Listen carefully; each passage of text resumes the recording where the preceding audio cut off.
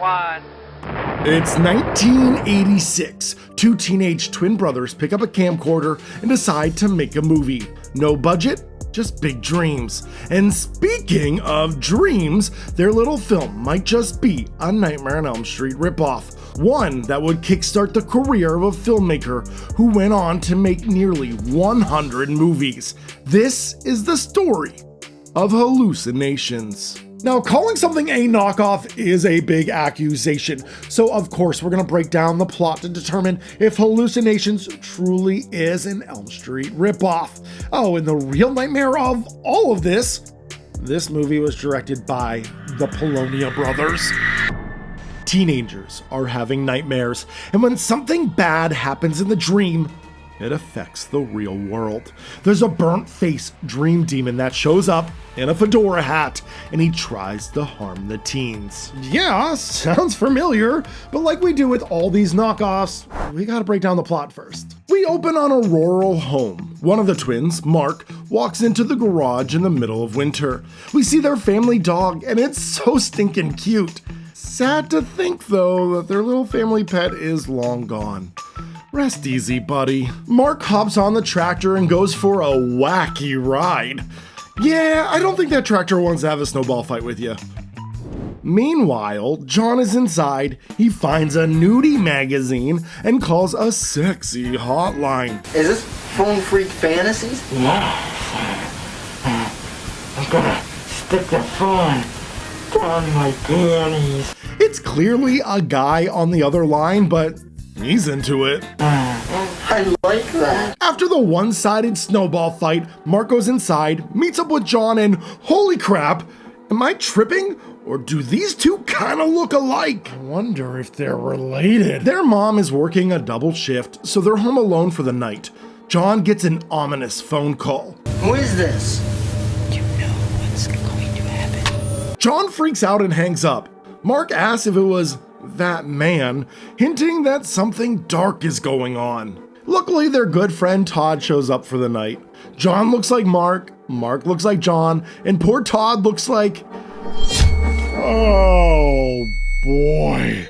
I love how these two are playing cards on the bed, while Mark just casually sleeps on the floor. Luckily, we get a peek inside of Mark's dream. This chainsaw goes haywire and...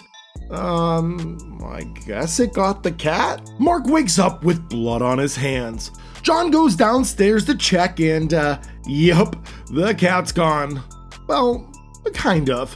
When they check later, the cat is really missing, and so is the chainsaw. While watching, I kept wondering if all three would ever appear in the same shot, and I doubt it because who's gonna hold the camera? All young DIY filmmakers without one of these knows the struggle. The next day, while shoveling, Mark dreams of a hooded figure. He walks up to this hooded figure and just dabs him up like they've been lifelong friends. John lays down and has a crappy dream. Oh, buddy. Oh, yikes. He must have had Taco Bell. Oh my goodness. A knife comes out of his butt. What? You can't make this stuff up! And all joking aside, this scene is really disturbing.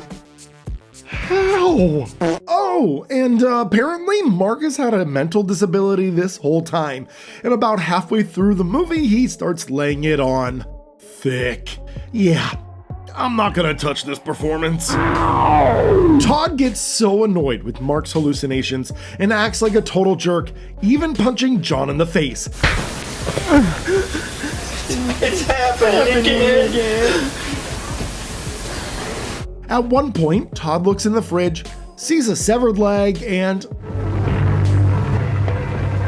oh no, the milk must have expired. Everyone continues to have hallucinations. The weirdest one? This phallic-looking monster snake that attacks John in the shower. It goes after his face, and then John spits out white cream? Jesus Christ, movie! What the hell? There's also a bloody demon baby puppet. Like, What is this movie? And one shared hallucination involves a burned face dream demon in a fedora. No glove, no finger knives, but he looks unmistakably like Krueger. It might be blasphemous for me to say, but the Krueger lookalike isn't even my favorite creature. I love the last monster. Very creepy in silhouette, gnarly stuff for no budget. Will Mark, John, and Todd survive these nightmares? Who or what is behind these dreams? Find out in Hallucinations.